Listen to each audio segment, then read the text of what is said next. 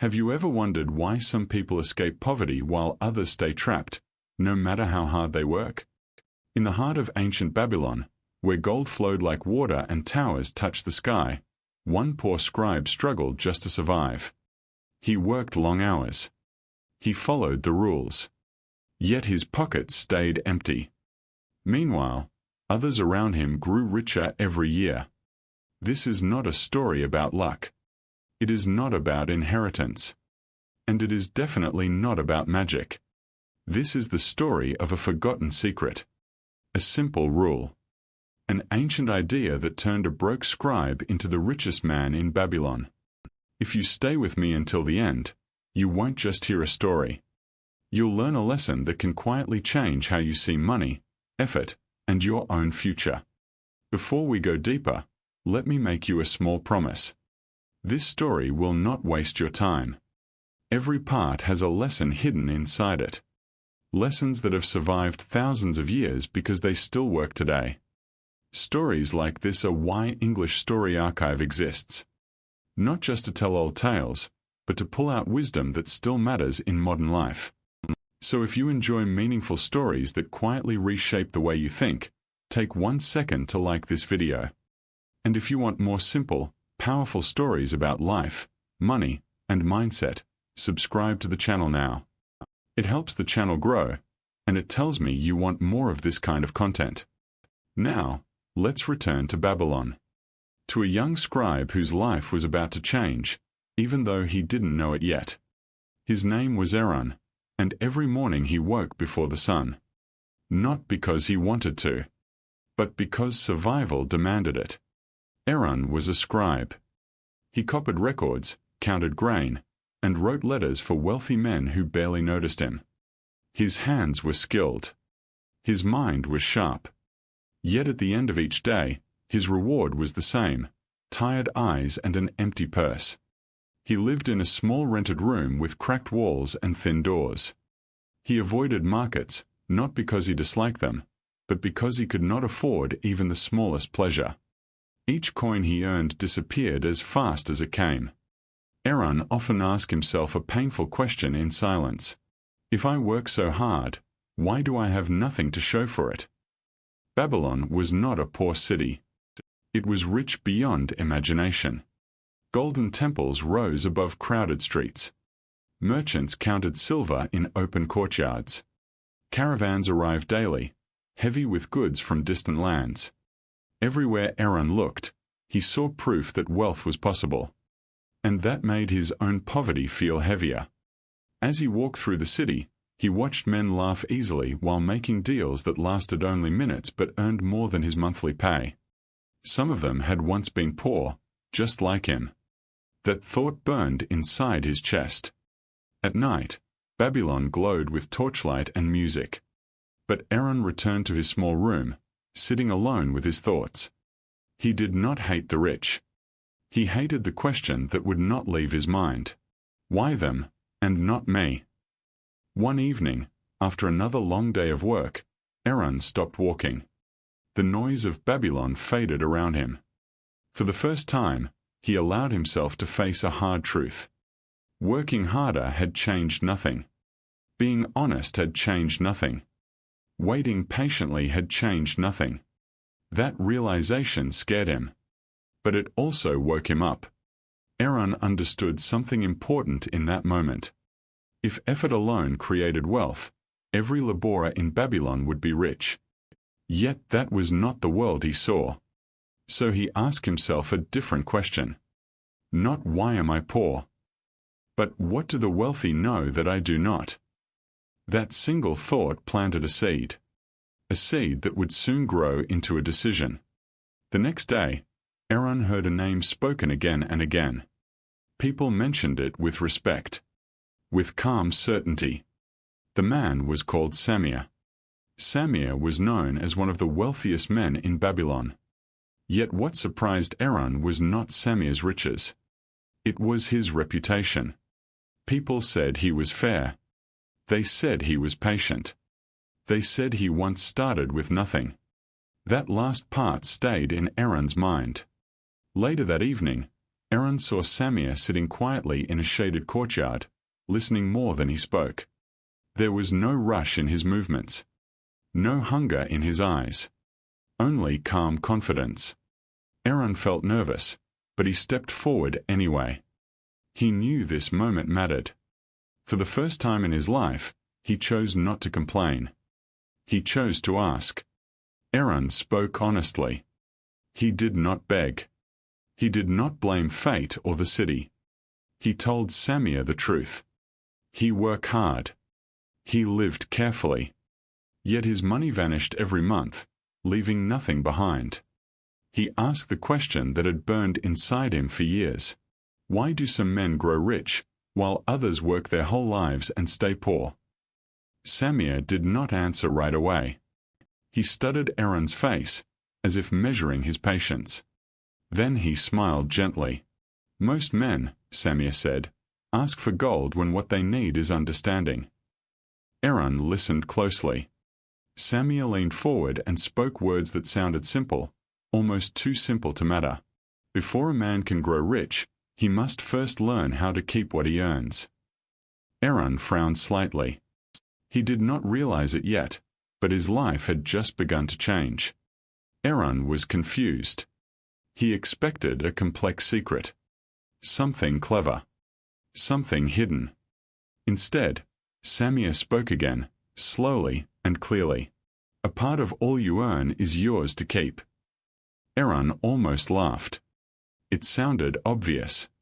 And yet, it felt unfamiliar. Samir explained that most men let their money slip through their hands without ever giving it a purpose. They pay everyone else first. Food, rent, comfort. And when nothing is left, they say fate was unfair. Samir's voice stayed calm. If you do not respect your earnings, he said, they will never stay with you. Aaron felt uncomfortable. Not because the idea was hard, but because it was true. For the first time, he saw his problem clearly. He had never told his money where to go. That night, Aaron could not sleep. Samir's words kept repeating in his mind. A part of all you earn is yours to keep. It sounded wise in the courtyard. But alone in his small room, fear crept in. Aaron counted his expenses in his head. Food was already limited. Rent was fixed. What if saving even a small part caused pain? What if it failed? A quiet voice inside him argued back. You already feel pain, it said. And nothing is changing. Aaron realized something uncomfortable. His fear was not of saving money. It was of trusting himself to change. By morning, he made a simple decision. He would not wait to feel ready. He would try the rule once. Just once.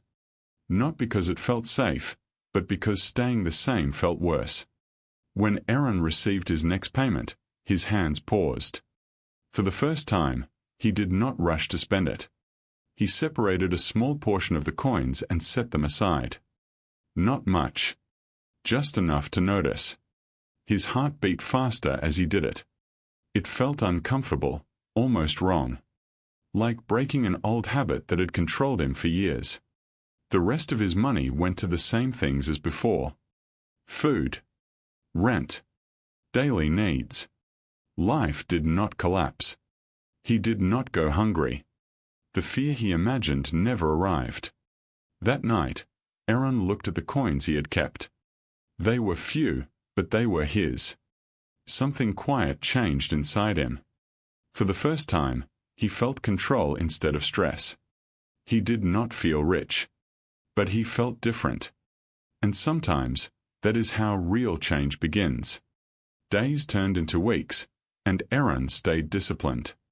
Each time he was paid, he kept a small part for himself first. No excuses. No dilas. At first, the amount felt meaningless. But something unexpected happened. His habits began to change. He thought before spending. He asked himself if every purchase truly mattered. Slowly, waste disappeared from his life. One evening, Aaron counted what he had saved. The coins made a soft, steady sound as they touched the table. It was not a fortune. But it was proof. Proof that money could stay if treated with respect. Aaron returned to Samir with quiet pride. "I have followed your rule," he said. Samir nodded. "Good," he replied. "Now you are ready to hear the next lesson." And with those words, Aaron stepped closer to a secret that went far beyond saving money. Samir did not rush his words. He knew timing mattered. "Saving alone will not make you wealthy," he said. "Gold that sleeps grows weak. Gold that works grows strong." Aaron listened carefully. Samir explained that money must be put to use wisely. Not in haste. Not in risky promises. But in opportunities that were understood and protected. "Wealth," Samir said, "grows best when guided by patience and knowledge." Aaron felt both excitement and caution. He had seen men lose everything chasing quick gains. Samir warned him about that danger. "Only invest where wisdom is present," he said, "and never follow advice from those who have never protected their own wealth." Aaron understood. This lesson was not about gambling. It was about learning before acting. For the first time, Aaron realized something powerful. Money was not meant to be feared. It was meant to be directed. Aaron did not rush to invest. That alone showed how much he had changed. Instead, he watched. He listened. He asked questions. He spent time with craftsmen and traders who spoke honestly about both profit and loss. When advice sounded too easy, he walked away. Samir's warning stayed in his mind. Slowly, Aaron began to understand how money moved through Babylon. He learned why some deals lasted and others failed. He learned that patience protected wealth better than speed. When he finally placed his savings into a small, careful venture, his hands no longer shook. He knew where his money was going and why. The return was modest, but it was real. For the first time, his money came back with more than it left with. Aaron smiled quietly. He was no longer just earning. He was learning how to grow. Something about Aaron began to shift. Not loudly. Not suddenly. But clearly. He walked with less hurry. He spoke with more thought. He no longer complained about money, because money no longer controlled his emotions. People noticed the calm first. Then they noticed the results. His savings grew slowly, protected by discipline and guided by knowledge. Small gains became steady progress. Losses, when they came, were lessons, not disasters. Men who once ignored Aaron now asked for his opinion. They were surprised by his clarity. He never bragged. He simply shared what he had learned. Aaron realized something meaningful in that moment. Wealth was not just changing his purse. It was changing his character. He had stopped chasing money. And somehow, money had started to follow wisdom instead. As the years passed, Aaron's life looked nothing like it once had. His home was comfortable. His needs were met. His future felt secure. Yet something surprising happened inside him. Money no longer excited him the way it once did. Peace did. Aaron realized that wealth was never the true reward. The real gift was freedom. Freedom from fear. Freedom from constant worry. Freedom to choose wisely instead of desperately. He remembered the nights when hunger shaped every decision. Now, his choices were shaped by patience and purpose. Wealth had become a servant, not a master. One evening, as he walked through Babylon's glowing streets, Aaron felt gratitude instead of envy. He had escaped the trap that held so many others. Not because he earned more than them, but because he understood more than them. Aaron never forgot where he started. That mattered to him more than the gold he now owned. When young workers came to him with the same tired eyes he once had, he listened. He did not boast. He did not promise quick success. He shared the simple rules that had changed his life, just as Samir once shared them with him. Some laughed. Some doubted. But a few listened closely. Those few began to change. Aaron understood then that wisdom grows only when it is passed on. Wealth locked away dies. Knowledge shared multiplies. This is why stories like this are preserved and retold on English Story Archive. Not to praise riches, but to protect lessons that can save years of struggle. Aaron had become rich in gold, yes, but richer still in understanding. The truth is, Aaron's story is not really about Babylon. It is about you. The same rules still apply today. Most people work hard, yet never move forward because they never learn how to keep, guide, and protect what they earn. They wait for a raise, a lucky break, or perfect timing. But wealth rarely comes that way. The ancient secret is simple. Pay yourself first. Control your spending. Let your money work carefully and patiently. These ideas are quiet, but they are powerful. Now I want to hear from you. Which lesson in this story hit you the hardest? Tell me in the comments below. And if you know someone who works hard but still struggles, share this story with them. It might change more than their finances. Aaron's journey began with a single question, and it ended with understanding. He did not become wealthy overnight. He did not discover magic. He simply learned how to think differently about money, effort, and patience. That is why his story has survived for centuries. Not because of gold, but because of wisdom.